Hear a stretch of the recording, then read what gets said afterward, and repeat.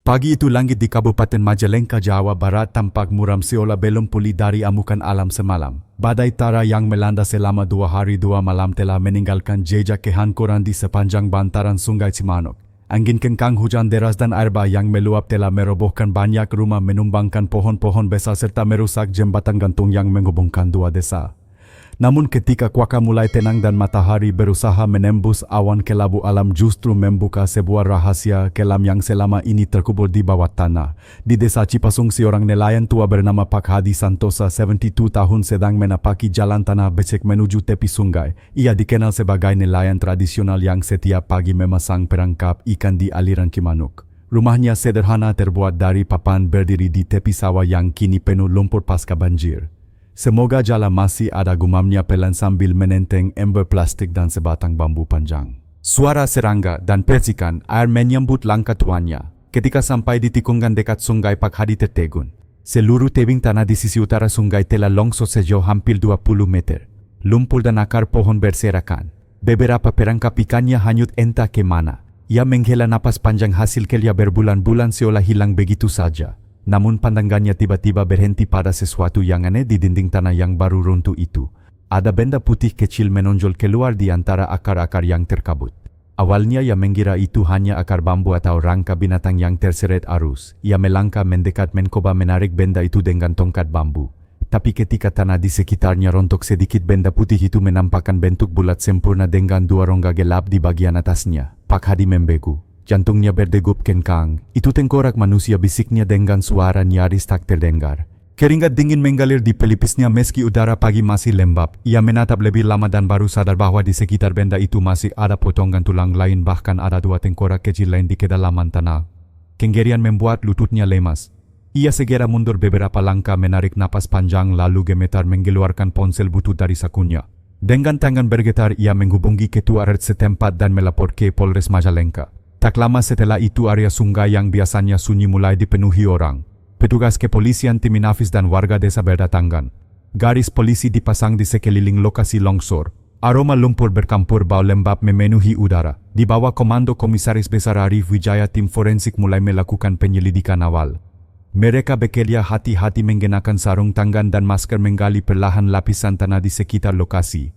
Setiap potongan tulang dikumpulkan dengan cermat, dimasukkan ke dalam kantong berlabel. Dari pengamatan awal ada 3 kerangka manusia yang ditemukan, 2 dewasa dan 1 anak-anak. Semua berada dalam satu lubang tanah yang sama, tertata tidak beraturan seolah dikubur tergesa-gesa. Tidak ditemukan tanda-tanda peti pakaian utuh atau barang pribadi di sekitar area itu. Kombes Arif berdiri di tepi sungai memandangi area tersebut dengan wajah tegang. Ini bukan kuburan biasa, katanya pelan kepada anak buahnya. Mereka dikubur tanpa tanda dan kemungkinan besar ini kasus pidana. Ungkapan itu membuat suasana semakin hening. Angin berembus pelan membawa aroma lembab tanah yang baru tergali. Beberapa warga yang menonton dari kejauhan menutup mulut mereka, sebagian berdoa lirih. Setelah proses evakuasi yang memakan waktu hampir 6 jam, seluruh sisa kerangka berhasil diangkat dan dimasukkan ke dalam kantong jenazah khusus. Mobil forensik berangkat menuju Rs Bayangkara Cirebon untuk pemeriksaan lebih lanjut. Sore itu langit Majalengka kembali memerah. Pak Hadi berdiri sendirian di pinggir sungai memandangi lubang tanah yang kini kosong.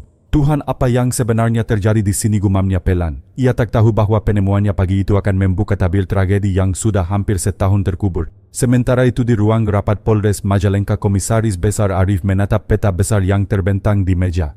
Ia menarik garis merah di sekitar lokasi temuan dan berkata, kita harus cari tahu siapa mereka, kenapa dikubur di sana, dan siapa yang ingin menyembunyikan kebenaran ini. Anggota timnya mengangguk serius. Di luar ruangan sirene polisi terdengar samar mengiringi awal dari sebuah penyelidikan besar kasus keluarga yang menggemparkan seluruh Jawa Barat.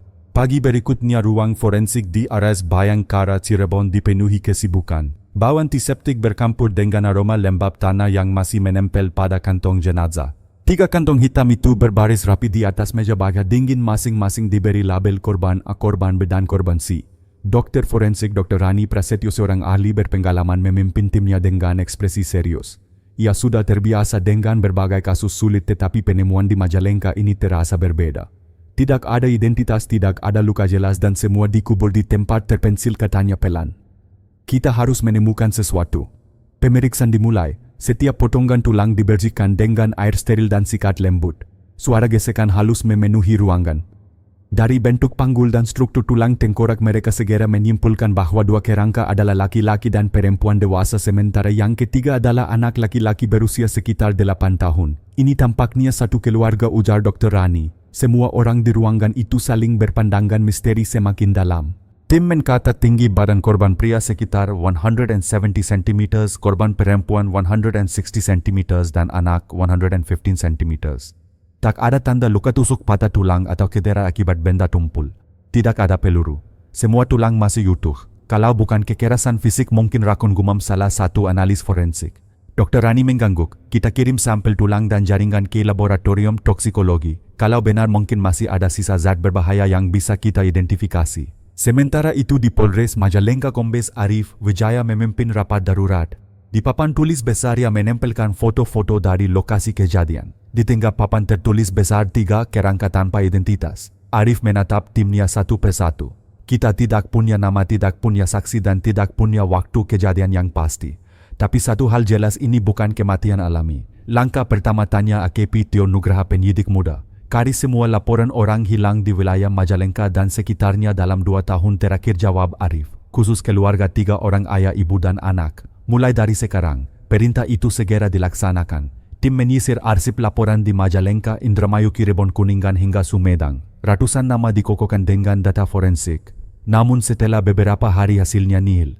Tidak ada keluarga dengan 3 anggota yang dilaporkan hilang dalam setahun terakhir. Arif memandang daftar kosong di layar proyektor dan menghela napas panjang. Kalau tidak ada yang melapor, katanya pelan, artinya seseorang telah memastikan agar mereka tidak pernah dicari. Beberapa hari kemudian hasil awal dari laboratorium toksikologi tiba. Dr. Rani memanggil Arif ke ruangannya. Saya punya sesuatu, katanya sambil menunjukkan lembar hasil uji. Dalam sampel tulang korban pria dan wanita kami menemukan jejak senyawa sianida dalam kadar tinggi. Ini bukan kecelakaan, Pak Arif. Mereka dirakun. Kombes Arif menatap laporan itu lama lalu menutup map perlahan. Berarti ini pembunuhan berencana. Ya, jawab Dr. Rani. Dan rakun jenis ini cepat bekerja. Jika diminum korban bisa meninggal dalam hitungan menit. Sore itu Arif kembali ke markas. Di meja kerjanya peta besar Majalengka masih terbentang. Ia menandai titik lokasi sungai, rumah-rumah terdekat dan jalur jalan kecil menuju tempat penemuan. Pelaku mengenal daerah ini, ujarnya kepada AKP Tio. Ia tahu tempat itu sepi, tahu tanahnya mudah longsor, tahu bagaimana menghilangkan jejak. Tio mengangguk, berarti pelaku kemungkinan orang lokal, mungkin bahkan kenal korban. Arif menatap luar jendela. Hujan mulai turun lagi deras seolah bumi sedang mencoba mencuci bersih dosa manusia. Kita cari siapa saja yang tinggal di sekitar lokasi itu setahun lalu, katanya. Kita mulai dari warga yang paling tua, orang-orang yang tahu siapa pernah tinggal di sana.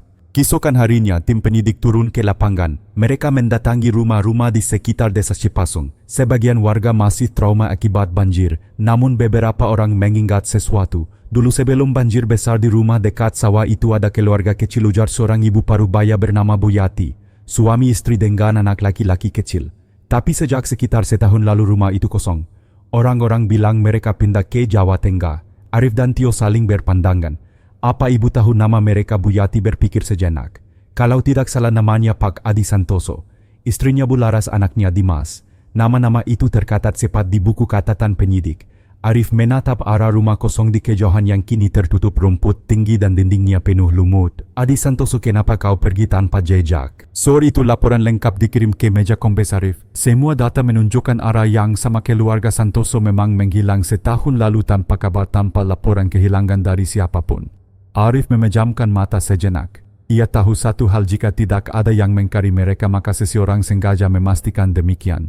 Dan orang itu mungkin masih berada di Majalengka, berjalan di antara mereka pura-pura tidak tahu apa-apa. Laboratorium forensik di Teras Bayangkara, Cirebon masih beroperasi hingga larut malam. Di balik kaca tebal ruang observasi, Dr. Rani Prasetyo menatap layar mikroskop dengan mata lela namun tajam. Ia tahu bahwa setiap butiran data yang muncul di layar bisa menjadi kunci utama untuk mengungkap siapa yang telah merenggut nyawa 3 orang tak berdosa itu. Di atas meja 3 lembar foto hasil uji toksikologi diletakkan berdampingan. Korban pria positif sianida, korban wanita positif sianida. Korban anak kadar rakun lebih rendah tapi tetap mematikan. Rakun ini tidak mungkin ditemukan secara kebetulan, ujar Dr. Rani kepada asistennya. Seseorang mencampurkannya dengan makanan atau minuman keluarga itu. Ia berhenti sejenak menatap tengkorak anak kecil di meja sebelah. Anak ini mungkin yang terakhir meninggal. Kadar racunnya sedikit lebih kecil. Mungkin ia minum setelah orang tuanya. Suaranya melemah, ada getar yang tak bisa disembunyikan. Keesokan paginya laporan lengkap resmi dikirim ke Polres Majalengka. Di ruang rapat Kombes Arif Wijaya membacakannya dengan dahi berkerut. Setiap kata terasa berat. Jadi mereka dirakun katanya pelan. Dan rakun itu dimasukkan ke makanan atau air minum di rumah mereka. AKP Tio Nugraha yang duduk di sebelahnya menimpali kalau begitu pelaku harus seseorang yang bisa masuk rumah tanpa dicurigai. Orang dekat, Arif menatap papan foto keluarga Santoso yang baru mereka pasang, Adi Laras dan anak kecil mereka Dimas. Foto itu diambil dari arsip data kependudukan, gambar keluarga sederhana tersenyum polos di depan rumah kayu. Orang yang merakuni mereka tahu kebiasaan keluarga ini, ujar Arif. Mungkin tahu di mana mereka menyimpan air minum, kapan mereka makan, bahkan tahu jalan menuju sungai di belakang rumah. Ia menatap peta besar Majalengka di dinding lalu menandai titik lokasi rumah keluarga Santoso dan tempat penemuan kerangka. Jaraknya hanya sekitar 1-2 km. Satu hal yang pasti, katanya tegas, jenazah dibawa ke sungai malam hari. Pelaku tahu jalur ini gelap dan sepi. Sore itu tim penyidik kembali ke lokasi rumah lama keluarga Santoso. Rumah itu sudah setahun kosong tapi masih berdiri tegak meski dindingnya retak dan atapnya bocor. Rumput liar menutupi halaman. Di dalam bau lembab menyengat. Arif menggenakan sarung tangan karet dan membuka pintu dapur. Di sudut ruangannya melihat sebuah galon air minum tua yang berdebu. Tio, ambil sampel dari sini, katanya kepat. Petugas Inafis segera mengumpulkan cairan sisa di dalam galon untuk diuji. Tak lama hasil kepat menunjukkan adanya residu sianida. Arif menggenggam erat map laporan itu. Ini bukti kuat. Pelaku merakuni mereka lewat air minum. Namun pertanyaan terbesar belum terjawab, siapa yang melakukan itu. Beberapa hari kemudian tim menemukan petunjuk baru. Seorang warga tua bernama Pak Darto, tetangga sebelah rumah, dipanggil ke kantor polisi untuk dimintai keterangan. Pak Darto tanya Arif dengan nada lembut, apakah Bapak ingat seseorang yang sering datang ke rumah keluarga Santoso sebelum mereka menghilang? Pak Darto berpikir lama kemudian menjawab pelan, kalau tidak salah saya sering lihat seorang pria datang malam-malam. Katanya kakak laki-lakinya Pak Adi. Namanya Rudi. Nama itu membuat ruangan mendadak sunyi. Arif dan Tio saling berpandangan. Rudi Santoso, ulang Arif. Iya betul, jawab Pak Darto. Mereka sering terdengar bertengkar soal tanah warisan orang tuanya. Saya sempat dengar kata-kata kasar Rudi marah karena tanah itu akan diganti rugi oleh pemerintah untuk proyek perumahan. Arif menunduk mengingat kembali berkas proyek yang sempat ia lihat minggu lalu, proyek perumahan rakyat Cipasung dengan nilai ganti rugi mencapai 10 miliar rupiah untuk lahan keluarga Santoso. Jadi motifnya mungkin uang, gumam Tio. Arif mengangguk perlahan. Tapi kita belum bisa menuduh siapapun tanpa bukti kuat. Kita butuh data DNA untuk memastikan hubungan mereka. Hari berikutnya dia memerintahkan pengambilan sampel DNA dari kerangka dan mengirimkannya ke Laboratorium Forensik Pusat di Jakarta untuk dibandingkan dengan database nasional. Minggu-minggu berlalu penuh penantian. Setiap pagi Arif menatap email hasil uji laboratorium berharap ada petunjuk. Hingga suatu sore pesan yang ditunggu akhirnya datang. Ditemukan kekokokan DNA sebagian antara korban pria dan seorang warga bernama Rudi Santoso, hubungan genetik bersaudara. Arif menatap layar monitor lama lalu berdiri dengan tegas. Kita sudah temukan arah. Rudi Santoso bukan hanya saksi, dia adalah potongan kunci dalam puzzle ini. Malam itu Arif berdiri di balkon kantor polisi menatap langit Majalengka yang masih diselimuti awan kelabu. Di bawah sana lampu jalan berkilau redup di antara sisa lumpur banjir. Dalam hati ia tahu penyelidikan baru saja memasuki babak paling berbahaya, bukan lagi mencari korban tetapi membuka kedok pelaku yang mungkin berusaha menutup kebenaran dengan darah dagingnya sendiri. Suara lembut dari mesin 3D scanner terdengar di ruang Laboratorium Forensik Pusat Polri Jakarta. Di layar besar bentuk digital dari 3 tengkorak perlahan muncul berputar dengan cahaya kebiruan. Setiap garis, setiap lekukan direkam dengan presisi tinggi. Di balik layar Dr. Rani Prasetyo bersama 2 ahli antropologi forensik, Dr. Mulyadi dan Dr. Hana Nuraini, bekerja dalam senyap. Mereka tahu apa yang sedang mereka lakukan bukan sekadar pekerjaan ilmiah tapi juga sebuah upaya mengembalikan wajah bagi 3 jiwa yang telah lama kehilangan nama. Mulai dari yang laki-laki dulu, ujar Dr. Rani. Kita coba bentuk ulang otot wajah berdasarkan proporsi tengkoraknya. Tim bekerja dengan hati-hati. Lapisan demi lapisan otot dan kulit ditambahkan secara digital. Perlahan dari tengkorak dingin itu muncul sosok seorang pria muda berwajah tegas dengan garis rahang kuat dan mata yang teduh. Sekitar 32 tahun, gumam Mulyadi.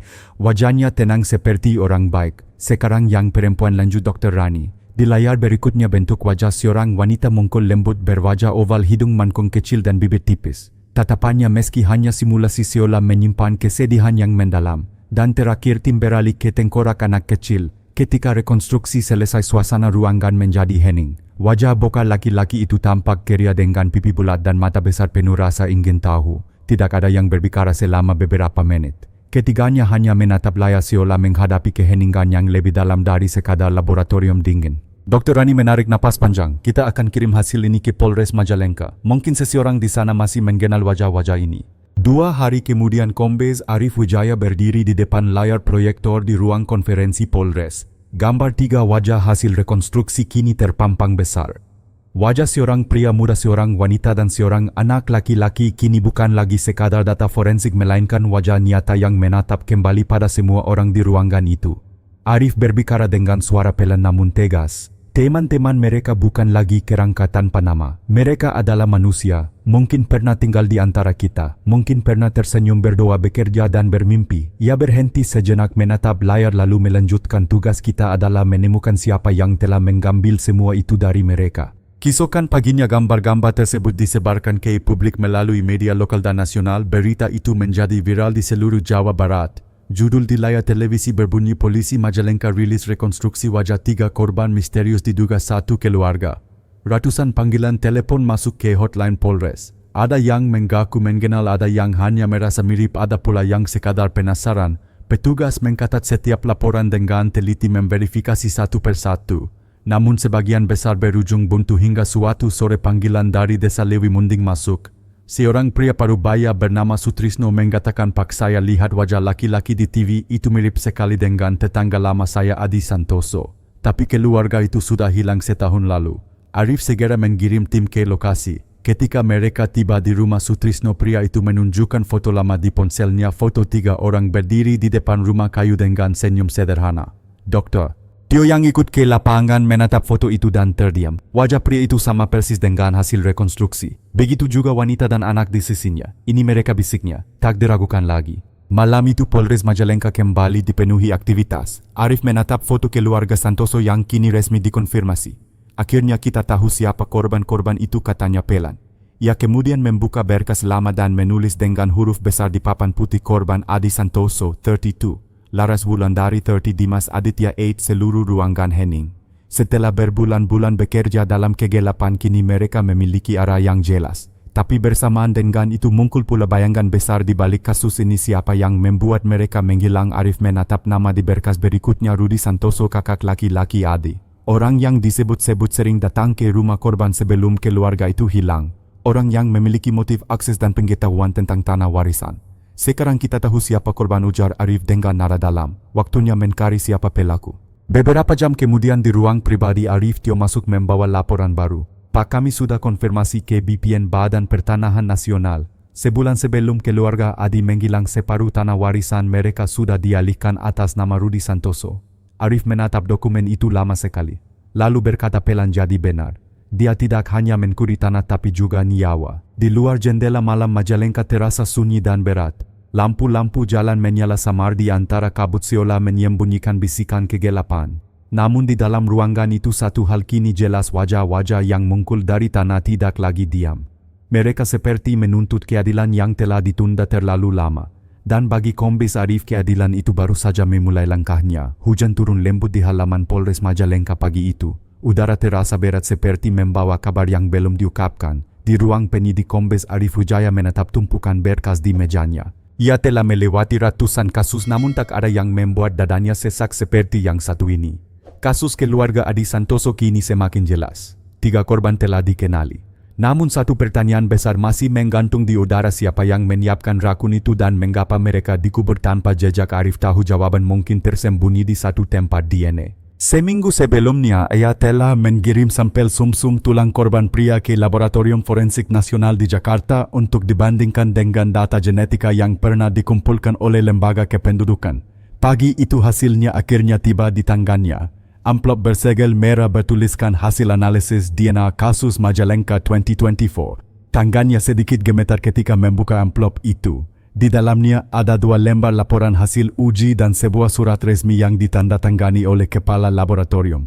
Ia membaca perlahan baris demi baris. Analisis genetik menunjukkan kekokohan sebagian antara sampel DNA korban laki-laki korban dengan DNA seorang individu bernama Rudy Santoso warga desa Sigasong, Majalengka. Pola genetika mengindikasikan hubungan biologis tingkat pertama, kemungkinan besar saudara kandung laki-laki. Arif memejamkan mata sejenak. Jadi benar Adi dan Rudy adalah kakak beradik. Ia meletakkan laporan itu di meja, menarik napas dalam. Hasil ini membenarkan keterangan saksi-saksi sebelumnya. Rudy kakak Adi sering datang ke rumah korban sebelum keluarga itu menghilang. Dan sekarang ia menjadi orang terakhir yang diketahui memiliki hubungan darah dengan para korban. Sore itu Arif memanggil tim inti untuk rapat mendadak. Di papan tulis besar ia menulis dengan spidol merah korban Adi Santoso, 32, Laras Wulandari 30, Dimas Aditya 8, terkait Rudy Santoso 40, kakak kandung korban. Ini bukan lagi dugaan, kata Arif. Secara ilmiah hubungan mereka sudah terbukti. Sekarang tugas kita adalah mencari tahu kenapa Rudy bisa terlibat. Kita butuh bukti motif. EKP Tio Nugraha menambahkan ada satu hal menarik, Pak. Saya menelusuri data tanah warisan keluarga Santoso. 2 minggu sebelum keluarga Adi hilang, separuh tanah mereka sudah dialihkan ke nama Rudy. Ruangan menjadi hening. Arif mengangkat kepala menatap semua anggota tim. Tanah yang masuk program ganti rugi proyek perumahan itu kan, Tio mengangguk. Benar, Pak. Nilainya sekitar 10 miliar rupiah. 10 miliar. Arif menggulang pelan seolah menimbang bobot setiap angka. Motifnya semakin jelas, uang dan warisan. Namun bagi seorang penyidik berpengalaman seperti Arif, motif saja tidak cukup. Ia butuh fakta yang tak terbantahkan. Maka ia memutuskan untuk menggali lebih dalam kehidupan Rudy. Tim penyidik bergerak diam-diam. Mereka mengikuti jejak transaksi keuangan, menelusuri aktivitas Rudy dalam 1 tahun terakhir. Dari catatan bank diketahui bahwa Rudy sempat menerima transfer besar beberapa minggu setelah keluarga Adi dinyatakan menghilang. Jumlahnya sekitar 2 miliar, lapor Tio. Asal uangnya dari pembelian tanah yang dulunya milik Adi. Arif menggetuk-getuk meja dengan jari. Berarti setelah kematian mereka dia yang menerima uang kompensasi. Semuanya saling berkaitan seperti potongan puzzle yang mulai terbentuk. Keluarga Adi menghilang tepat sebelum pengumuman ganti rugi tanah. Rudy tiba-tiba menjadi pemilik baru lahan itu. Ia menerima pembayaran proyek dan hidup tenang selama setahun. Tapi ada satu hal yang masih mengguncang batin Arif, bagaimana seseorang bisa merencanakan semua itu terhadap darah dagingnya sendiri. Beberapa hari kemudian, tim forensik menemukan petunjuk baru dari hasil analisis residu di rumah korban. Jejak sianida yang ditemukan di galon air ternyata identik dengan sampel rakun yang ditemukan di gudang pestisida milik Rudy Santoso, merek dan nomor batchnya sama persis. Bukti itu seperti paku terakhir yang menangkap dalam di dinding keadilan. Arif berdiri di depan papan kasus dengan tatapan tajam. Kita sudah punya DNA, kita punya bukti kimia, kita punya motif. Sekarang waktunya kita bertindak. Namun ya tahu langkah berikutnya harus sangat hati-hati. Rudy dikenal sebagai orang licik dan tenang. Jika dia sadar sedang diselidiki, bisa saja semua bukti akan dihancurkan atau ia melarikan diri. Arif memutuskan untuk menyusun operasi penyamaran. Ia membentuk satu tim kecil beranggotakan 4 orang untuk mengawasi setiap gerak Rudy dan istrinya tanpa menimbulkan kecurigaan. Malam itu di ruang briefing yang diterangi cahaya lampu redup, Arif menatap timnya. Kita tidak sedang mengejar pencuri biasa, katanya pelan. Kita sedang berhadapan dengan seseorang yang mampu menipu seluruh keluarganya, bahkan mungkin menipu dirinya sendiri bahwa ia tidak bersalah. Jangan lengah. Beberapa hari berikutnya Rudy mulai menunjukkan tanda-tanda gelisah. Ia terlihat membakar beberapa dokumen di halaman belakang rumah dan beberapa kali pergi ke gudang tempat rakun ditemukan. Tim pengintai mengabadikan semuanya dari kejauhan. Arif tahu waktunya hampir tiba. Ia menatap keluar jendela ke langit Majalengka yang kembali mendung. Sebentar lagi, gumamnya, keadilan akan menggetuk pintu rumahnya. Senja menurunkan langit jingga di atas desa Sigasong, Majalengka. Di kejauhan sawah-sawah yang baru menggering setelah banjir terlihat berkilau oleh sisa air. Di tengah keheningan itu, 4 anggota tim penyidik Polres duduk di dalam mobil tak bertanda memantau rumah sederhana milik Rudy Santoso. Rumah itu berdinding bata tanpa kat, dikelilingi pagar bambu tua. Kombes Arif Wijaya memegang teropong kecil memperhatikan gerak-gerik Rudy dari jauh. Pria itu tampak santai duduk di beranda sambil menyalakan rokok. Di sampingnya istrinya Sari Wulandari menjemur pakaian sambil sesekali berbicara pelan. Dari luar mereka tampak seperti pasangan biasa, tidak berbeda dengan warga lain. Tapi bagi Arif yang dilihatnya bukan kedamaian melainkan kebohongan yang diselimuti ketenangan. Sudah hampir setahun sejak keluarganya menghilang, gumam Arif. Dan dia hidup seperti tidak terjadi apa-apa. AKP Tio Nugraha yang duduk di belakang menimpali kadang pelaku paling berbahaya adalah yang paling tenang, Pak. Arif mengangguk perlahan. Ketenangan itu sering kali bukan karena damai tapi karena sudah berdamai dengan dosanya sendiri. Sementara pengawasan terus berlangsung, tim investigasi menggali lebih dalam hubungan masa lalu antara Rudy dan adiknya Adi Santoso. Dari keterangan para tetangga di desa Cipasung, hubungan keduanya awalnya sangat dekat. Mereka bekerja sama mengelola lahan warisan keluarga sebidang tanah subur di pinggir sungai Cimanuk yang ditanami padi dan mangga. Dulu mereka seperti dua saudara yang tak terpisahkan, kata Bu Yati, tetangga lama. Tapi sejak kabar tanah itu akan diganti rugi oleh pemerintah, semuanya berubah. Menurut warga, Rudy mulai sering datang ke rumah Adi dengan wajah tegang. Mereka terdengar berdebat keras, bahkan beberapa kali sampai memaki. Isu tentang pembagian warisan dan siapa yang berhak atas tanah menjadi sumber api yang perlahan membakar hubungan darah mereka. Rudy merasa karena dia anak sulung tanah itu harus kembali ke tangannya, jelas Pak Darto tetangga lainnya. Tapi Adi menolak. Ia bilang orang tua mereka sudah membagi adil sebelum meninggal. Seiring waktu hubungan itu memburuk. Rudy jarang menyapa dan bahkan pada acara keluarga terakhir upacara kematian paman mereka, keduanya duduk di meja terpisah tanpa saling menatap. Di ruang arsip kantor desa, penyidik menemukan berkas penting sertifikat tanah atas nama Adi Santoso yang kemudian diubah kepemilikannya sebagian kepada Rudy Santoso hanya 2 minggu sebelum keluarga Adi dinyatakan hilang. Pasti ada tekanan, ujar Arif menatap dokumen itu. Tidak mungkin Adi menyerahkan begitu saja. Tio menambahkan, kita perlu tahu apa yang sebenarnya terjadi malam terakhir mereka bertemu. Sore hari Arif menemui Bu Sulastri, seorang warung kecil di ujung jalan yang konon menjadi saksi terakhir pertemuan dua bersaudara itu. Wanita itu ingat dengan jelas malam hujan yang terjadi setahun lalu. Saya lihat Pak Rudy datang ke rumah Pak Adi sambil membawa kantong plastik. Di dalamnya seperti ada botol minuman, katanya dengan suara pelan. Saya sempat menyapa tapi dia hanya tersenyum kaku. Setelah itu tak pernah saya lihat lagi keluarga Adi. Arif mencatat setiap kata dengan teliti. Botol minuman, gumamnya. Ia langsung teringat laporan forensik tentang jejak sianida di galon air rumah korban. Tio menatap Arif dengan ekspresi tegang. Jadi rakun itu mungkin dibawa malam itu. Ya, jawab Arif pelan. Dan dibungkus dalam botol plastik biasa. Malamnya di markas Polres, Arif menatap papan investigasi besar di dinding. Garis-garis merah menghubungkan foto-foto Rudy Santoso, tanah warisan, galon air, proyek ganti rugi dan hasil DNA. Semua berpadu menjadi jaringan yang membentuk satu kesimpulan pahit. Namun Arif tidak segera bertindak. Ia tahu langkah berikut harus dijalankan hati-hati. Ia memutuskan untuk menunggu waktu yang tepat hingga bukti terakhir terkumpul. 2 hari kemudian tim penyidik menerima kabar dari laboratorium pusat. Hasil analisis jejak kimia menunjukkan sidik jari Rudy Santoso pada salah satu lapisan luar galon air di rumah korban. Bukti itu menutup semua kemungkinan lain. Arif menatap laporan itu lama. Akhirnya jejak yang tak bisa dihapus, katanya lirih. Pagi berikutnya sebelum fajar, Arif memimpin rapat terakhir sebelum penangkapan. Di ruangan kecil yang hanya diterangi lampu neon, ia menatap wajah-wajah timnya satu persatu. Rudy Santoso bukan sekadar tersangka, ujarnya dengan nada rendah. Dia adalah cerminan sisi gelap manusia ketika keserakahan menelan kasih sayang. Ia melanjutkan dengan tegas, besok pagi pukul 6 kita bergerak. Tangkap Rudy dan istrinya, tapi ingat, lakukan dengan tenang. Jangan beri mereka kesempatan menghancurkan barang bukti. Semua anggota tim mengangguk, tak ada yang berbicara. Hanya suara hujan di luar jendela yang menambah tegang suasana malam itu. Sebelum meninggalkan kantor, Arif berdiri sendirian di koridor. Ia menatap foto keluarga Santoso di papan kasus, senyum mereka masih sama seperti di hari foto itu diambil. Adi, bisiknya pelan, besok aku akan pastikan adikmu mendapat keadilan meski yang harus dihadapi adalah saudaramu sendiri. Dan di luar sana, di bawah langit Majalengka yang masih basah oleh sisa hujan, langkah-langkah menuju kebenaran telah dimulai. Pagi itu udara Majalengka masih lembab usai hujan malam sebelumnya. Di halaman rumah Rudy Santoso, suara ayam berkokok bersahut-sahutan. Tak ada tanda-tanda ketegangan, hanya ketenangan palsu yang bersembunyi di balik dinding bata. Rudy duduk di kursi bambu sambil menyeruput kopi memandangi halaman yang basah. Namun pikirannya tidak tenang. Ia tahu sesuatu sedang bergerak di luar sana. Sudah berminggu-minggu ia merasakan tatapan-tatapan tak terlihat. Orang-orang mulai bertanya lagi tentang adik-adiknya yang konon pindah ke Jawa Tengah. Tapi Rudy sudah menyiapkan semuanya sejak lama, sebuah cerita sempurna yang menutupi kebenaran keji di balik senyumannya. Setahun sebelumnya, ketika kabar proyek ganti rugi tanah mulai tersebar di desa, Rudy merasa hidupnya kembali memiliki harapan. Ia yang selama ini kesulitan ekonomi, terlilit utang pinjaman dari koperasi dan rentenir, melihat peluang besar untuk keluar dari kemiskinan.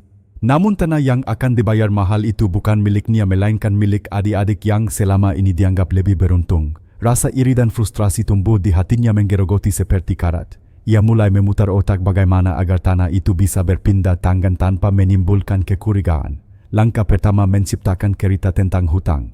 Beberapa minggu sebelum keluarga Adi menghilang, Rudy mulai menebar isu di antara tetangga. Ia mengatakan bahwa Adi terlilit utang karena gagal bisnis beras. Kasihan dia, ujar Rudy pura-pura iba di warung kopi. Banyak yang nagih sampai dia pikir mau jual separuh tanahnya ke aku buat bayar utang.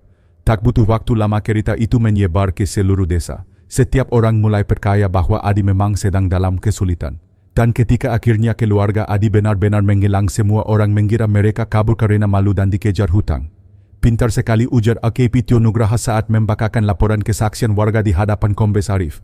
Dia membuat semua orang percaya pada kebohongan yang dia rancang sendiri. Arif menatap laporan itu sambil menggeleng perlahan. Kebohongan yang nyaris sempurna. Bahkan keluarga korban pun mempercayainya. Setelah melakukan pembunuhan, Rudy dengan dingin menjalankan tahap kedua dari rencananya menghapus jejak dan memperkuat kebohongan. Ia menelpon beberapa kenalan lama menggunakan nomor tak dikenal, mengaku sebagai teman Adi, lalu menyebarkan kabar bahwa keluarga itu pindah ke Solo untuk memulai usaha baru. Ia bahkan menulis pesan singkat palsu menggunakan ponsel Adi. Pesan terakhir yang dikirim ke seorang kerabat berbunyi, "Kami baik-baik saja. Jangan khawatir, doakan usaha kecil kami di Jawa Tengah." Pesan itu menjadi bukti terakhir keberadaan keluarga Adi. Tak ada yang mencurigai apapun. Semua percaya mereka hanya ingin memulai hidup baru.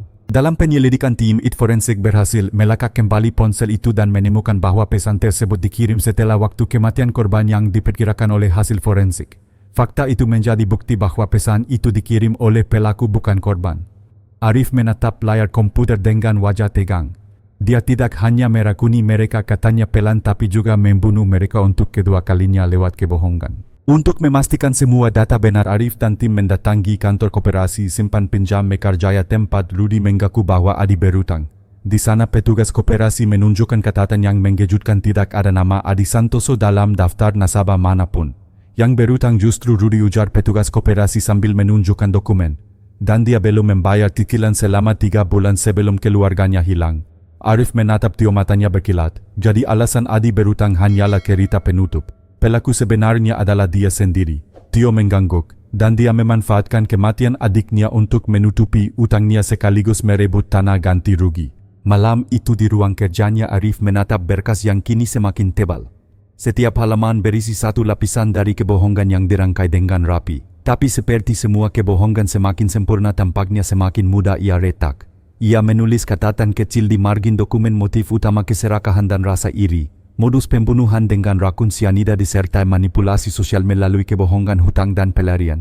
Di luar kantor, hujan kembali turun. Arif berdiri di balkon melihat kilatan petir di kejauhan. Kadang ujarnya kepada Tio yang berdiri di sampingnya, kejahatan bukan hanya tentang darah tapi juga tentang cerita. Cerita yang dibuat untuk menggantikan kebenaran. Tio menatap langit yang gelap, dan tugas kita, balasnya pelan, adalah mengembalikan cerita itu pada tempat yang semestinya. Sementara itu di rumahnya, Rudy duduk menatap cermin. Untuk pertama kalinya dalam setahun, bayangan di depannya tampak asing. Senyum yang dulu penuh percaya diri kini terasa seperti topeng retak. Ia menggusap wajahnya perlahan seolah ingin menghapus beban masa lalu. Tapi di ujung pikirannya bayangan wajah Adi dan Lara selalu muncul bersama tawa kecil Dimas yang kini hanya hidup di ingatan. Semua sudah selesai, gumamnya lirih. Tapi suara itu tidak lagi meyakinkan bahkan bagi dirinya sendiri.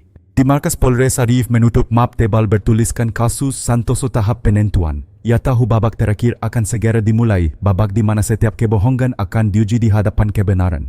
Dan kali ini kebenaran tak akan bisa ditipu lagi. Pagi itu udara Majalengka diselimuti kabut tipis. Di halaman kantor Badan Pertanahan Nasional BPN Kabupaten Majalengka, Kombes Arif Wijaya berdiri sambil menunggu petugas membawa berkas yang diminta. Di sampingnya AKP Tio Nugraha sibuk menuliskan catatan di buku lapangan. Hari itu adalah langkah penting dalam penyelidikan menelusuri jejak administratif tanah keluarga Santoso yang kini diketahui menjadi pusat dari semua peristiwa tragis itu.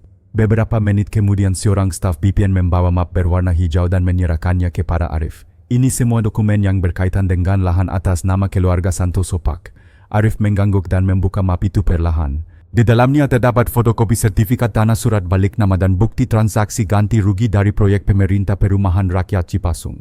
Ia menelusuri satu persatu hingga matanya berhenti pada sebuah tanggal yang mencurigakan 2 minggu setelah keluarga Adi menghilang. Surat balik nama tanah resmi disetujui dan ditandatangani. Lihat ini, kata Arif sambil menunjuk tanggal di kertas itu. Mereka sudah tidak ada, tapi surat ini disahkan setelah kematian mereka. Tio menatap dekat, matanya melebar. Tanda tangannya pun aneh, Pak. Garisnya terlalu kaku. Tidak seperti tanda tangan normal.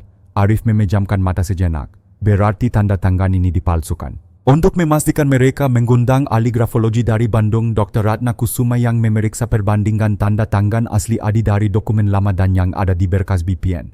Hasilnya tak terbantahkan, perbedaan tekanan, arah goresan dan sudut pena menunjukkan ini bukan tanda tangan asli. Ini pemalsuan yang dilakukan oleh orang yang berusaha meniru bentuk umum. Kemungkinan besar seseorang yang terbiasa melihat tanda tangan korban. Arif menatap hasil itu dengan ekspresi tegang, dan orang itu tidak lain adalah Rudy. Sore harinya Arif dan Tio menuju kantor bank daerah Majalengka tempat pembayaran ganti rugi proyek dilakukan. Petugas bank memeriksa arsip transaksi dan menemukan bahwa uang kompensasi senilai 10 miliar rupiah telah ditransfer ke rekening atas nama Rudy Santoso dengan surat kuasa yang dilampirkan dari Adi Santoso. Surat kuasa itu ditandatangani di hadapan saksi palsu, jelas petugas bank.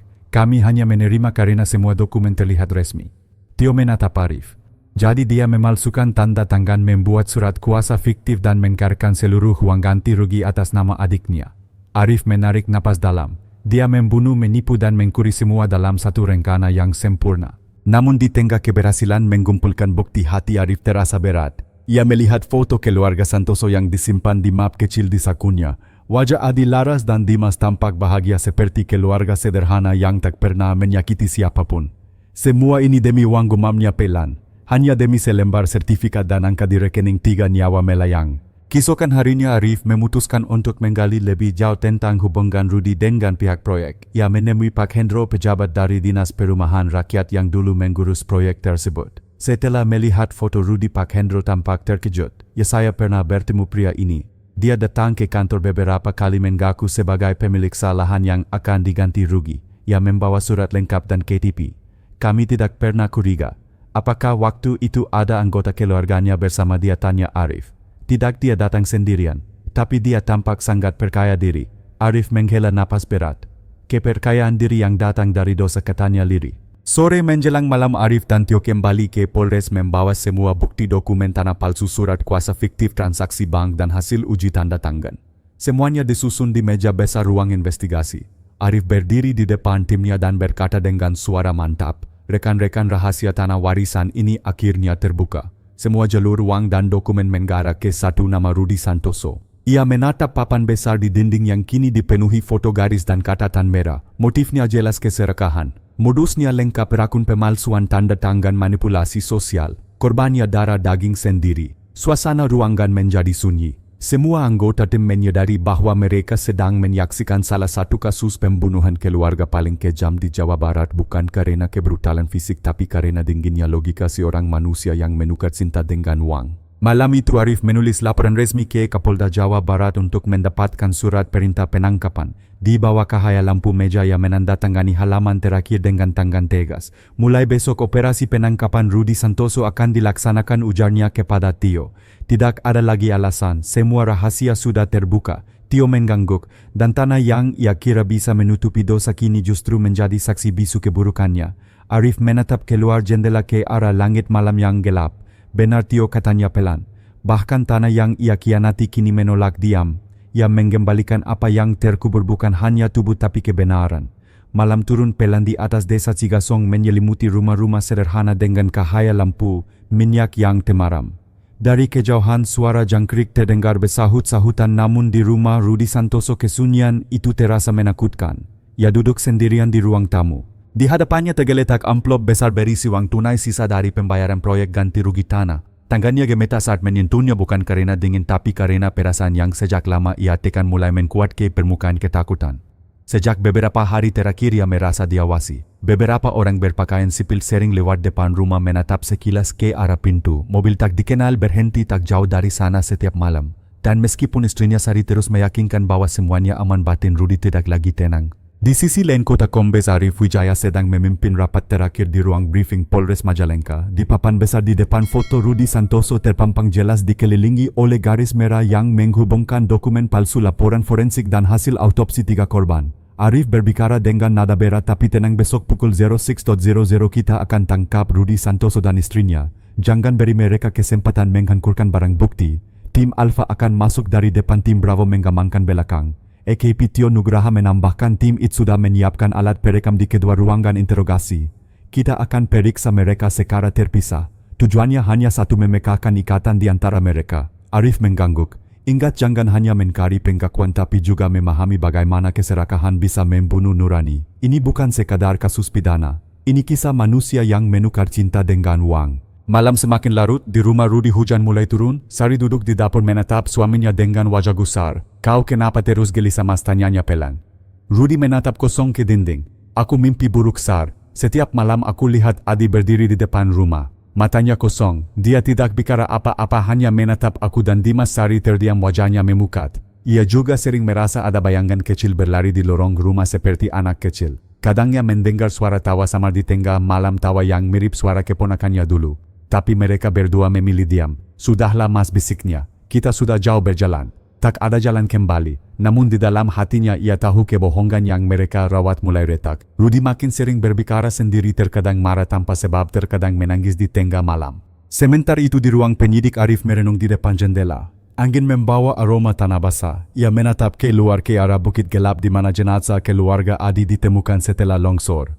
Tanah itu sendiri yang membuka rahasia gumamnya. Hujan menggigis dosa yang dikubur. Tio mendekat membawa secangkir kopi. Apakah menurut bapak orang seperti Rudi masih bisa menyesal? Arif menatap kopi itu lama lalu menjawab pelan, menyesal mungkin iya. Tapi penyesalan tanpa pengakuan hanyalah bayangan. Bayangan keserakahan itu tak bisa dihapus kecuali dengan kebenaran. Pukul 05.45 pagi, langit masih gelap. 8 polisi berpakaian preman menyebar di sekitar rumah Rudi. Arif dan Tio menunggu aba-aba di mobil hitam yang terparkir 200 meter dari lokasi. Target di dalam. Tidak ada tamu lain, suara anggota tim terdengar lewat radio. Baik, kata Arif, kita mulai. Pintu depan digedor keras. Polisi, kami punya surat penangkapan, Sari menjerit. Rudi berlari ke ruang belakang tapi pintu dapur sudah dijaga. Dalam beberapa detik rumah kecil itu dikepung dari segala arah. Rudi berusaha melawan tapi dua anggota menahannya. Wajahnya pucat, matanya bergetar. Kenapa kalian datang ke sini, suaranya serak. Arif melangkah masuk dengan tenang. Rudi Santoso, katanya tegas, kami menangkap Anda atas dugaan pembunuhan berencana terhadap keluarga adik Anda Adi Santoso dan atas pemalsuan dokumen untuk pencairan dana proyek ganti rugi tanah. Rudi menatapnya dengan mata kosong. Tidak, bukan saya. Adi masih hidup, dia yang suruh saya urus tanah itu. Arif mengeluarkan selembar foto gambar 3 wajah hasil rekonstruksi forensik Adi, Laras dan Dimas. Ia menaruhnya di meja. Mereka tidak hidup, Rudi.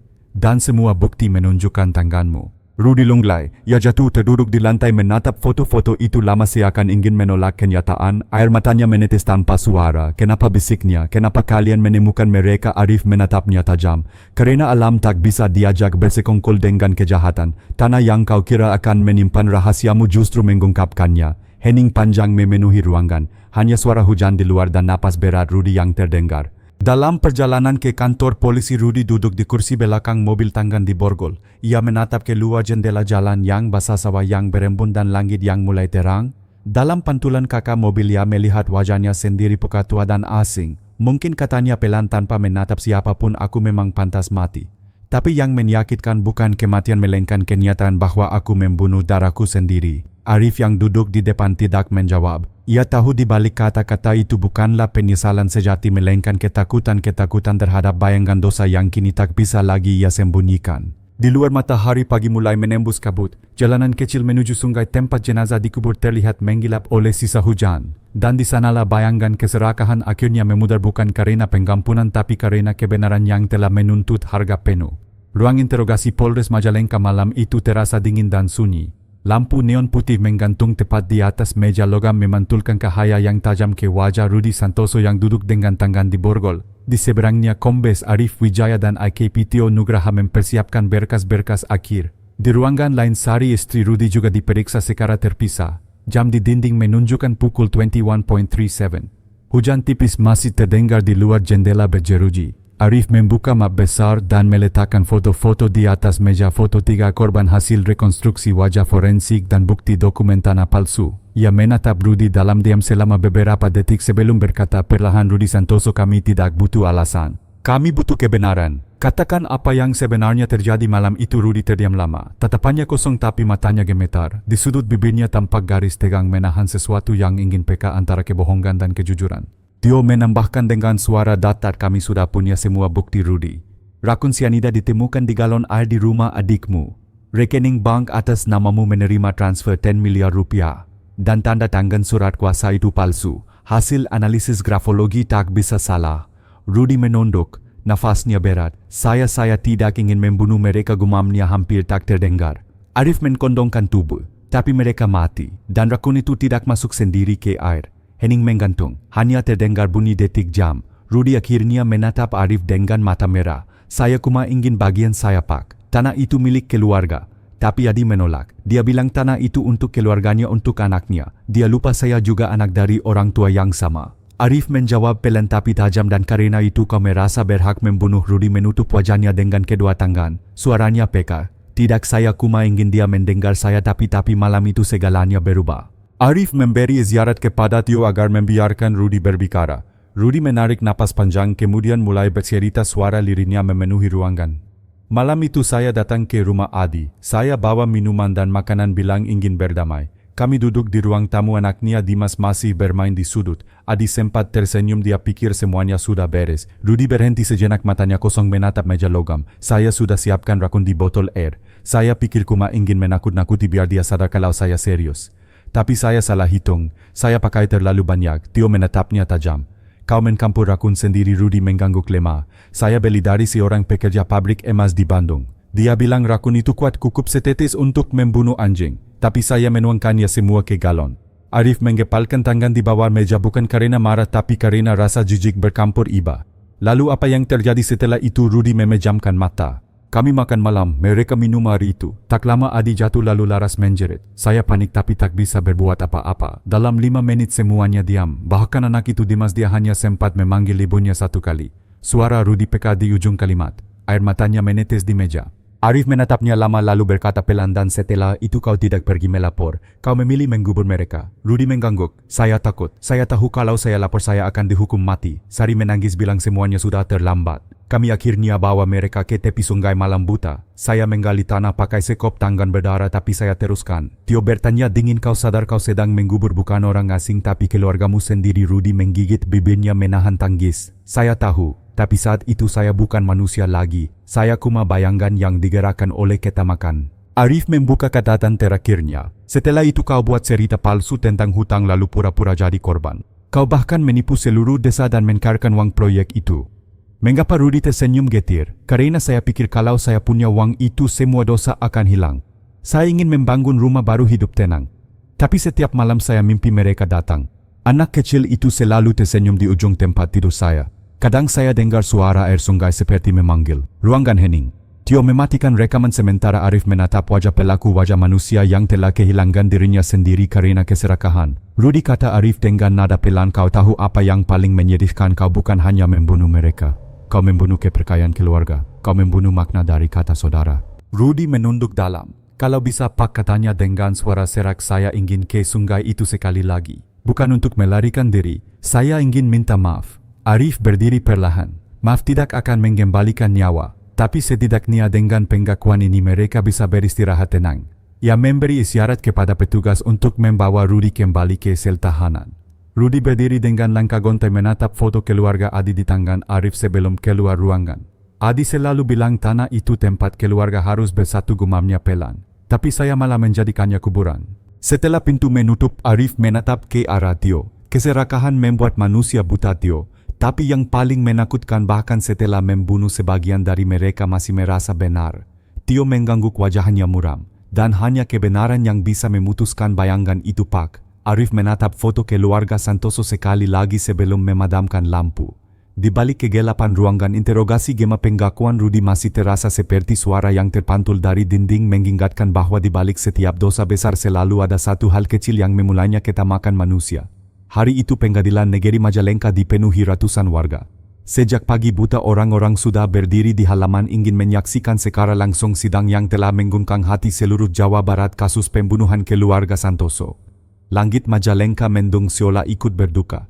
Di ruang sidang utama 2 kursi terdakwa disiapkan. Di kursi itu Rudi Santoso dan Sari istrinya duduk berdampingan dalam pakaian tahanan oranye. Wajah mereka pucat, mata kosong seolah waktu telah mencabut seluruh tenaga dari tubuh mereka. Di sisi kanan ruangan Kombes Arif Wijaya dan AKP Tio Nugraha hadir sebagai saksi penyelidik. Di barisan belakang beberapa kerabat jauh keluarga Adi datang dengan wajah muram.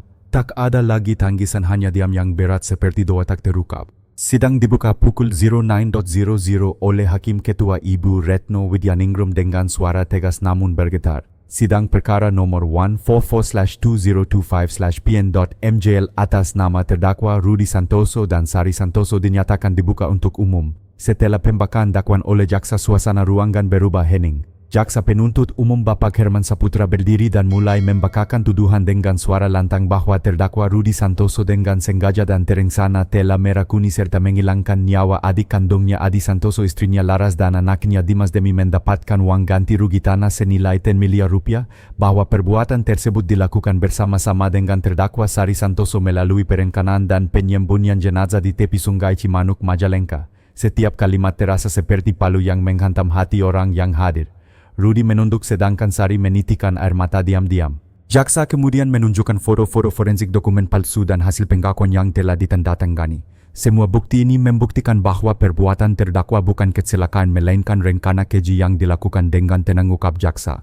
Ia menatap hakim lalu melanjutkan dengan suara tajam, perbuatan ini tidak hanya menghilangkan 3 nyawa tetapi juga menghapus arti dari darah dan keluarga. Negara menuntut hukuman mati untuk terdakwa Rudi Santoso dan hukuman penjara seumur hidup untuk terdakwa Sari Santoso. Ruangan bergemuruh. Beberapa warga menutup mulut, sebagian lain berbisik tak percaya mendengar kata mati diungkapkan. Setelah jaksa duduk, hakim memberi kesempatan kepada tim pembela. Pengacara Rudi, seorang pria tua bernama Bapak Wawan Satrio, berdiri dengan wajah penuh kelelahan. Yang mulia, kami tidak menyangkal bukti. Klien kami telah mengaku. Namun kami memohon agar pengadilan mempertimbangkan keadaan batin terdakwa, bahwa ia menyesal bahwa ia tidak lagi berusaha lari dan bahwa kejahatan ini lahir dari keserakahan yang menutup mata nurani bukan kebencian. Ia berhenti sejenak menatap Rudi. Ia telah kehilangan segalanya termasuk dirinya sendiri. Namun kata-kata itu terdengar rapuh, tenggelam di antara kesedihan publik. Hakim lalu mempersilakan Rudi berbicara. Rudi berdiri perlahan, tangan gemetar memegang mikrofon. Suaranya serak tapi jelas. Saya tahu tidak ada maaf untuk saya. Saya bunuh adik saya sendiri, orang yang dulu berbagi nasi dengan saya waktu kecil. Saya bunuh karena tamak. Saya kira uang bisa menutupi aib dan membuat saya dihormati. Tapi yang saya dapat hanya mimpi buruk dan rasa bersalah. Ia berhenti menelan ludah, air mata jatuh di pipinya. Setiap malam saya lihat wajah mereka. Anak kecil itu Dimas, dia selalu tersenyum dan memanggil saya Om. Sekarang kalau boleh memilih, saya ingin berada di tempat mereka. Saya siap dihukum mati. Sari yang duduk di sebelahnya menangis terseduh. Saya tidak bisa melawan. Saya takut. Tapi saya juga bersalah karena diam. Saya pantas dihukum, katanya dengan suara patah. Sidang hening beberapa menit. Hakim menunduk menulis sesuatu di berkas. Setelah itu ia menggetuk palu 3 kali. Sidang diskurs 30 menit untuk musyawarah majelis hakim. Suasana tegang menggantung. Di luar gedung wartawan menunggu menyiarkan langsung perkembangan sidang yang disebut sebagai kasus saudara membunuh saudara paling tragis di Jawa Barat. Setelah 30 menit majelis hakim kembali masuk, semua orang berdiri. Suara detik jam terdengar jelas. Hakim ketua membuka berkas dan membaca putusan dengan nada tegas dan tenang setelah mempertimbangkan seluruh alat bukti, keterangan saksi, hasil penyelidikan dan pengakuan terdakwa. Majelis hakim memutuskan 1. Menyatakan terdakwa Sari Santoso bersalah secara sah dan meyakinkan turut serta dalam tindak pidana pembunuhan berencana menjatuhkan pidana penjara seumur hidup. 2. Menyatakan terdakwa Rudi Santoso bersalah sebagai pelaku utama tindak pidana pembunuhan berencana dengan motif keuangan menjatuhkan pidana mati. Ruangan terdiam. Beberapa orang menutup wajah, sebagian meneteskan air mata. Rudi menatap kosong, ke depan bibirnya bergetar. Ia mencoba berbicara tapi suaranya tidak keluar. Sari jatuh pingsan di kursinya. Petugas segera menolongnya keluar ruangan. Hakim menutup sidang dengan suara bergetar, semoga keputusan ini menjadi pelajaran bagi semua bahwa uang tidak akan pernah sebanding dengan kehidupan manusia. Setelah sidang, Arif keluar dari gedung dengan langkah berat. Wartawan menghampiri bertanya tentang pendapatnya. Ia hanya menjawab singkat, keadilan sudah ditegakkan. Tapi tidak ada kemenangan dalam kasus seperti ini, hanya luka. Tio berdiri di sampingnya menatap ke langit kelabu. Saya rasa, katanya pelan, hujan hari ini bukan kebetulan, Pak. Alam seolah ikut menangis. Arif mengangguk perlahan. Mungkin benar, karena bahkan bumi pun enggan menyimpan darah yang lahir dari keserakahan. Malam itu halaman pengadilan kembali sunyi. Lampu jalan memantulkan cahaya redup di genangan air hujan. Di kejauhan sungai Cimanuk beralun pelan, tempat tiga tubuh pernah dikubur diam-diam kini menjadi saksi bisu bahwa keadilan mungkin datang terlambat, tapi ia tidak pernah lupa jalan pulang. Malam menyelimuti lembaga pemasyarakatan Gunung Sari, Majalengka. Di salah satu sel berukuran 3x4 meter, Rudi Santoso duduk bersandar pada dinding lembab. Lampu kuning redup menggantung di atas kepalanya memantulkan bayangan tubuh yang tampak kurus dan rapuh. Sudah 3 bulan berlalu sejak hakim menjatuhkan vonis mati padanya. Setiap malam lonceng kecil di lorong penjara berbunyi pada jam yang sama, pertanda waktu 2 malam. Tapi bagi Rudi setiap bunyi lonceng itu terdengar seperti pengingat yang menyayat waktumu semakin habis. Di sudut sel selembar kertas lusuh tergantung di dinding. Di atasnya dengan tulisan tangan gemetar Rudi menulis, dosa yang kubuat tak bisa ditebus dengan hidup, hanya dengan pengakuan. Setiap pagi seorang pastor paroki bernama Romo Lukas datang mengunjunginya. Lelaki tua itu membawa Alkitab dan seolah senyum lembut. Hari ini pun sama. Selamat pagi, Rudi, katanya pelan. Bagaimana tidurmu semalam? Rudi tersenyum samar. Saya tidak tidur, Romo. Mereka datang lagi. Romo Lukas menarik kursi besi dan duduk. Mereka Adi, Laras dan Dimas, jawab Rudi tanpa ragu. Kadang saya melihat mereka berdiri di depan sel. Tidak marah, hanya diam. Anak kecil itu sering bawa bola kecil, tersenyum seperti dulu. Romo Lukas menatapnya dalam-dalam. Mungkin itu bukan hukuman, Rudi. Mungkin itu cara Tuhan menunjukkan padamu bahwa penyesalanmu telah diterima. Rudi menunduk, air mata menetes ke lantai semen. Saya tidak pantas diampuni, Romo. Saya membunuh keluarga sendiri. Saya bunuh anak kecil yang memanggil saya Om, suara Rudi peka. Romo Lukas meletakkan tangan di bahunya. Kadang pengampunan bukan tentang pantas atau tidak. Ia tentang keberanian untuk mengakui kesalahan dan berdoa agar mereka beristirahat dalam damai. Siang hari Rudi dibawa keluar ke halaman penjara untuk berjemur. Ia menatap langit biru pukat menghirup udara dengan mata terpejam. Dari kejauhan ia bisa melihat tembok tinggi dengan kawat berduri, pengingat bahwa kebebasan yang dulu ia kejar dengan uang kini tinggal impian kosong. Seorang sipir muda mendekat menyerahkan sepukuk surat. Dari Ibu Sari, istrimu, katanya singkat. Rudi membuka amplop itu dengan tangan bergetar. Di dalamnya tulisan tangan halus penuh air mata. Mas, aku tidak tahu bagaimana hidup tanpa rasa bersalah ini. Aku akan jalani hukuman seumur hidup dengan kepala tertunduk. Tapi aku berdoa semoga Tuhan masih memberiku kesempatan untuk menebus dosa. Aku tidak benci, Mas. Aku hanya ingin kita berdua menemukan damai meski di tempat berbeda. Sari. Rudi menutup surat itu perlahan dan menatap langit. Dia masih memanggilku, Mas, bisiknya. Padahal aku sudah menghancurkan semuanya. Malamnya ia duduk di lantai menulis sesuatu di buku catatan penjara.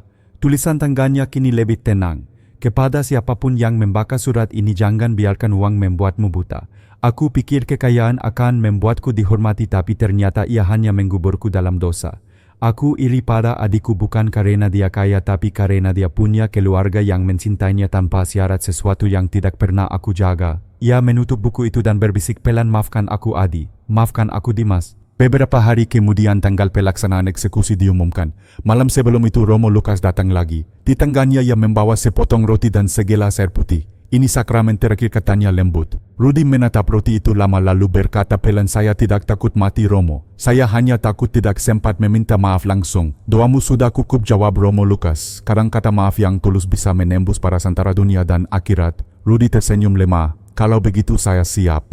Pukul 02.30 dini hari. Lorong penjara sunyi, langkah kaki terdengar mendekat. 3 petugas berseragam datang menghampiri selnya. Salah satunya berkata lirih, waktunya sudah tiba, Rudi. Rudi berdiri dengan tenang. Ia tidak menangis. Ia bahkan sempat menatap salib kecil di dinding sel dan berbisik, terima kasih Tuhan karena engkau masih memberiku waktu untuk menyesal. Ketika pintu sel dibuka, cahaya lampu lorong menyinari wajahnya. Ia melangkah perlahan dikawal menuju halaman belakang tempat pelaksanaan eksekusi. Angin dini hari dingin tapi langkahnya tidak goyah. Sebelum eksekusi dimulai, Romo Lukas memegang tangannya dan bertanya, apakah kau punya pesan terakhir? Rudi menatap ke langit yang masih gelap. Kalau ada yang mendengar, katanya pelan, tolong rawat anak-anak yang kehilangan orang tuanya karena keserakahan orang dewasa seperti saya. Jangan biarkan satu orang lagi menjadi seperti Rudi Santoso. Beberapa menit kemudian dentuman senjata terdengar di kejauhan. Pagi menyapa Majalengka dengan kabut tipis. Di halaman gereja kecil dekat Sungai Cimanuk, Romo Lucas menyalakan 3 lilin dan meletakkannya di depan salib kayu bertuliskan nama keluarga Santoso. Ia berdoa dalam diam. Dari jauh cahaya matahari menembus kabut dan menyinari sungai yang tenang tempat segalanya bermula. Air mengalir pelan seolah membawa pergi dosa tangis dan penyesalan yang terlalu berat bagi bumi untuk menanggungnya. Rudi Santoso telah tiada, tapi kisahnya tetap hidup sebagai peringatan abadi bahwa ketamakan adalah racun yang lebih mematikan daripada sianida dan bahwa tidak ada harta di dunia yang sepadan dengan harga satu keluarga yang hancur karena tangan sendiri. Pagi itu langit Majalengka berwarna keperakan. Embun menempel di pukuk ilalang di sepanjang sungai Cimanuk tempat segalanya bermula dan berakhir. Suara gemerisik air terdengar lembut seperti bisikan doa yang lahir dari tanah yang dulu menyimpan rahasia kelam. Di tepi sungai itu kini berdiri 3 batu nisan sederhana berwarna putih keabu-abuan. Tak ada marmer mahal, tak ada nama keluarga besar, hanya 3 tulisan kecil: Adi Santoso, 1989, 2024, Laras Dewi, 1991, 2024, Dimas Aditya, 2016, 2024. Dan di bawahnya satu kalimat pendek yang ditulis oleh Romo Lucas sendiri: kebenaran selalu menemukan jalan pulang. Sudah 2 minggu sejak eksekusi Rudi Santoso dilaksanakan, namun keheningan masih menyelimuti desa Cipasung. Warga setempat masih sulit melupakan bagaimana seorang kakak bisa menenggelamkan seluruh keluarga adiknya demi uang. Tetapi waktu perlahan bekerja seperti air menggigis luka menyisakan kenangan dan pelajaran. Hari itu Kombes Arif Wijaya kembali ke tepi sungai. Ia datang tanpa penggawalan, hanya ditemani AKP Tio Nugraha. Keduanya berdiri lama di depan 3 nisan itu membiarkan angin pagi menyentuh wajah mereka. Tempat ini dulu penuh lumpur dan bau busuk, kata Arif pelan. Sekarang lihat bongga liar tumbuh di sekitarnya. Tio menatap ilalang kecil berwarna ungu yang tumbuh di sisi nisan. Mungkin alam memang tahu bagaimana cara memaafkan Pak. Manusia saja yang sering lupa. Arif mengangguk. Benar, alam tidak menyimpan dendam tapi juga tidak lupa.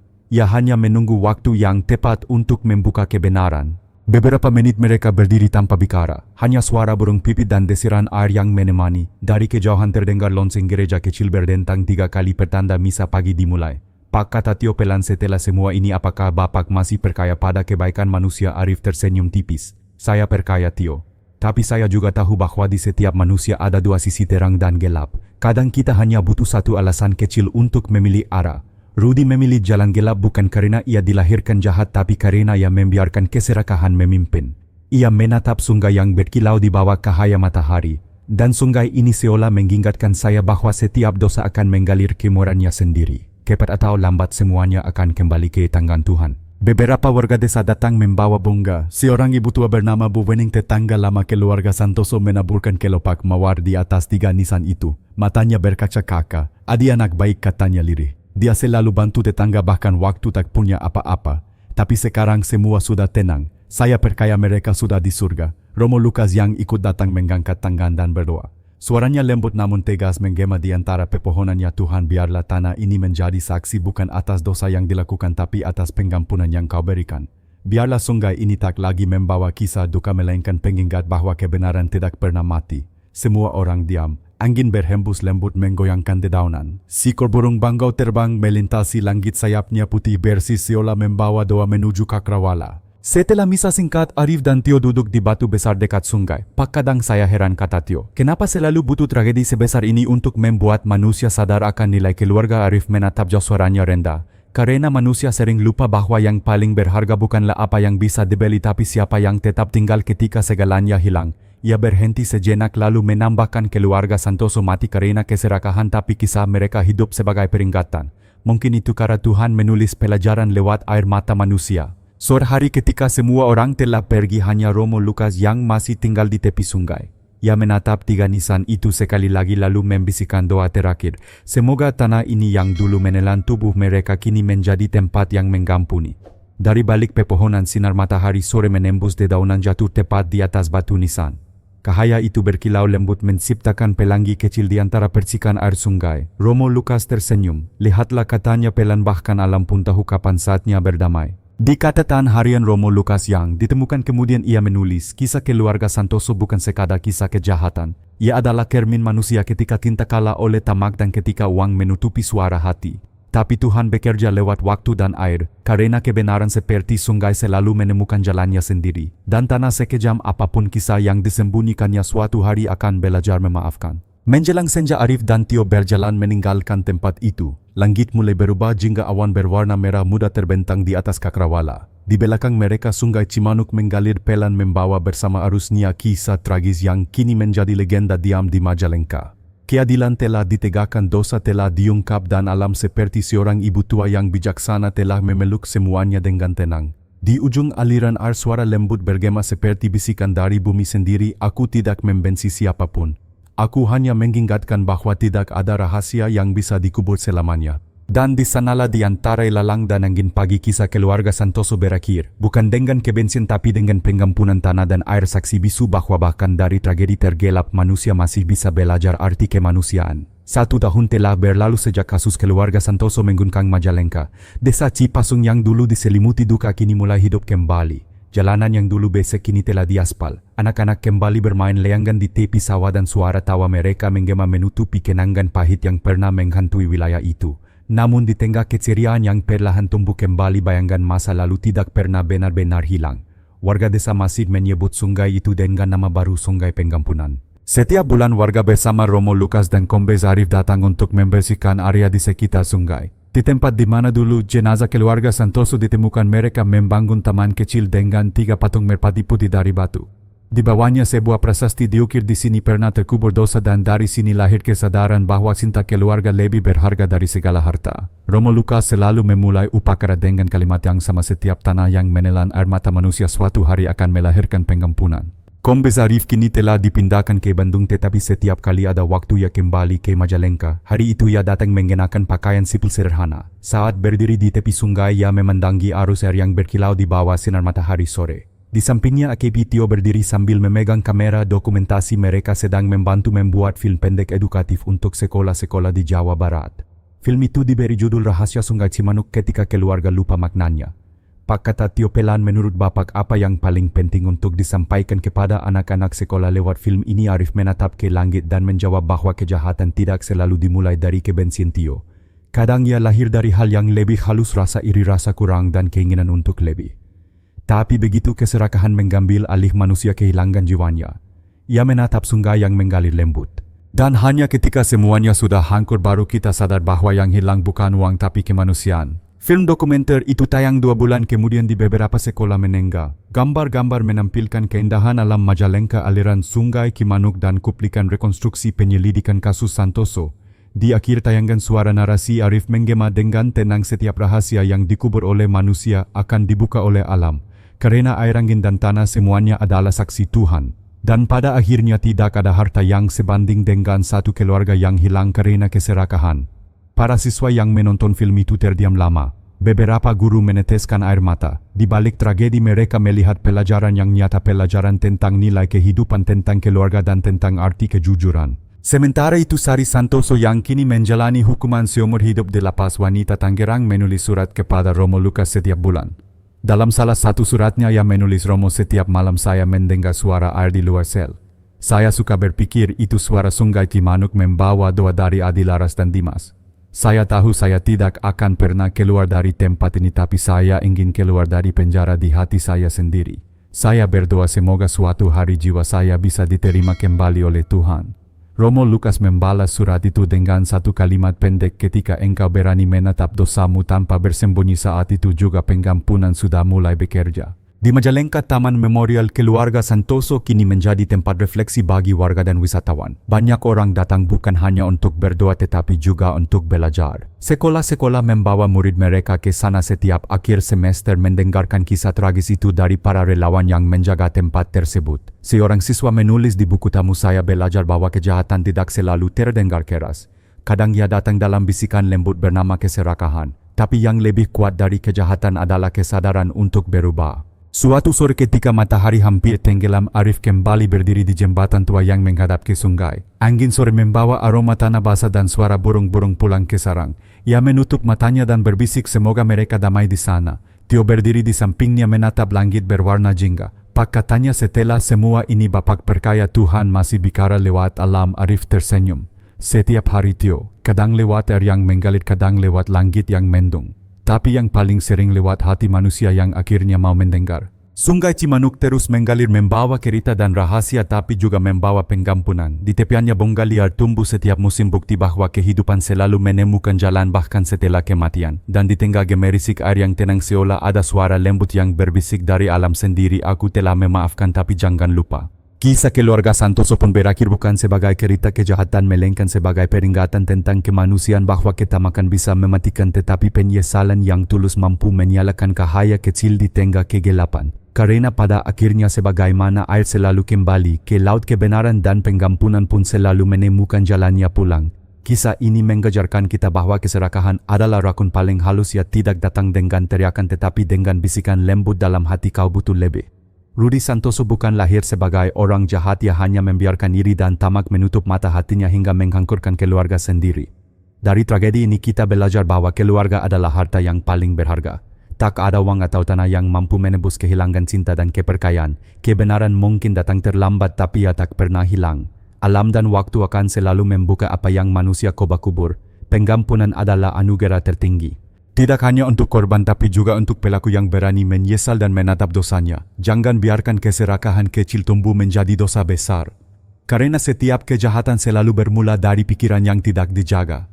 Semoga kisah keluarga Santoso menjadi cermin bagi kita semua bahwa hidup bukan soal memiliki lebih banyak tetapi soal mencintai lebih dalam dan menjaga apa yang sudah kita punya dengan hati yang bersih.